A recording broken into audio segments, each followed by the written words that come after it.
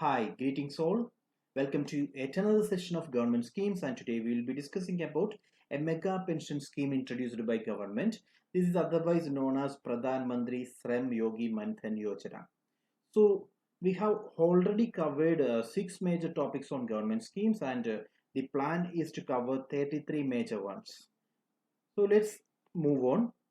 Before that, let me tell you one thing about Pradhan Mantri Sram Yogi Maan Dhan Yojana, because we have already discussed Pradhan Mantri Kisan Maan Dhan Yojana, and Sram Yogi Maan Dhan Yojana is similar to Pradhan Mantri Kisan Maan Dhan Yojana in almost all the aspects except when it comes to the beneficiary. Here, beneficiaries are those persons belonging to unorganized sector, whereas in Kisan Maan Dhan Yojana, beneficiaries are farmers. That is the only difference under the scheme. So let's discuss the scheme in detail.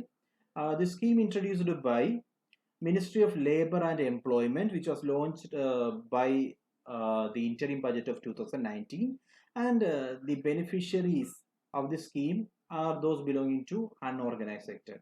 So that is the scheme in short.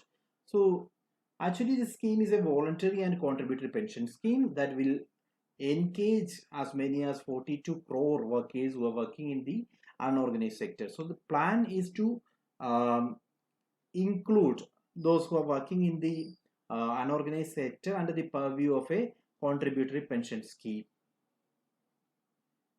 Let's check the eligibility next.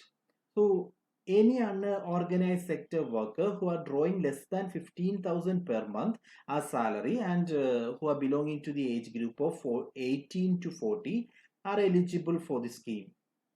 Then, as we said in the case of the previous scheme, those workers who should not be covered under new pension scheme or employee state insurance corporation scheme or employee provident fund organization. That means we have already discussed the Pradhan Mantri Kisan Maan Dhan Yojana, and all the eligibility provisions applicable under that scheme is applicable here as well. So please check that scheme, and you will be able to understand the eligibility criteria after after going through my lecture on PM Kisan Maan Dhan Yojana. So there are three conditions. First condition is that the minimum, I mean maximum salary, that must be 15,000. If the employee is getting more than 15,000, he is not eligible for the scheme. And the age group is 18 to 40. Then he must not covered under any other scheme like a new pension scheme or employee state insurance corporation scheme or employee provident fund organization scheme. And one more thing, he or she should not be an income taxpayer. Contribution by the subscriber. Actually, the subscriber after joining the scheme will have to contribute up to 60 years, and he can follow an auto debit facility in his own savings bank account or Jan Dhan account. That means auto debit facility means there will be a standing order. Based on this standing order, uh, every month the government will withdraw the contribution. Then there will be an equal contribution by the central government. As we said, it is a contributory pension scheme, so 50% will be contributed by the person beneficiary, and the remaining 50% will be contributed by the government. So that scheme.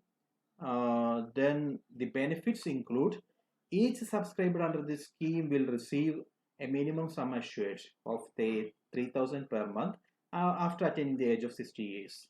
In case of death, during the receipt of pension, subscriber or his spouse is entitled to receive, means if the subscriber dies, his spouse is entitled to receive 50% of his pension as family pension. So the same provision is applicable in case of Kisan Maan Dhan Yojana as well. So in case of death before 60 years, by it's up to the spouse. So if she or he decide to continue the scheme, uh, she can make the payment and continue with the scheme. Otherwise, there is an option for withdrawal as well. So that's all about the scheme. These are the benefits. First benefit is that there will be a 3,000 per month pension after attaining the age of 60. Then if death happens after 60 years of 60 years, 50 percentage of pension will be given as a family pension to the spouse.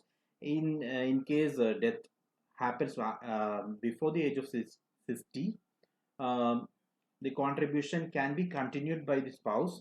If she decides to withdraw, she can do so. So that's the scheme is all about. Thank you.